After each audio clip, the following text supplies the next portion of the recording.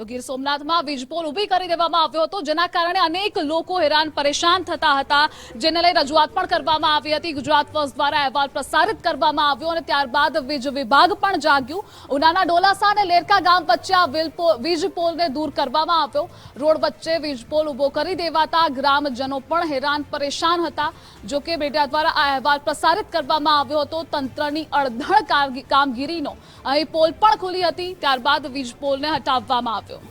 તો બે અલગ અલગ દ્રશ્યો, રોડ વચ્ચે વીજપોલ પહેલા ખડકી દેવામાં આવ્યો હતો અને ત્યારબાદ આખરે મીડિયા દ્વારા અહેવાલ પ્રસારિત કરવામાં આવ્યો. વીજ વિભાગ જાગ્યું હતું, પગલાં લેવામાં આવ્યા અને આ વીજપોલને દૂર કરવામાં આવ્યો. આ જિલ્લાનો પ્રશ્ન હતો એ ન્યૂઝના માધ્યમથી આવ્યું તો તંત્ર જાગતું થયું અને એ લોકોએ થાંભલો હટાવી દીધો છે. જે છેલ્લા 15 દિવસથી આ પ્રશ્ન જેવી અરજી આપેલી હતી ને થાંભલો હટી ગયો છે. આપણે એફઈઓ ભરવા માટે કીધું હતું, જે એફઈઓ કોઈ પંચાયત ભરી ન શકે, કારણ કે પંચાયતની એવી કોઈ જોગવાઈ નથી કે એફઈઓ ભરી શકે. તો અમને જાણ કરવામાં આવે છે અને જેના અનુસંધાને અમે કંપનીના નિયમ મુજબ કાર્યવાહી કરતા હોઈએ છીએ અને એ પ્રમાણે વીજ પર નડતર થતો હોય તો અમે ફેરવી દેતા હોઈએ છીએ.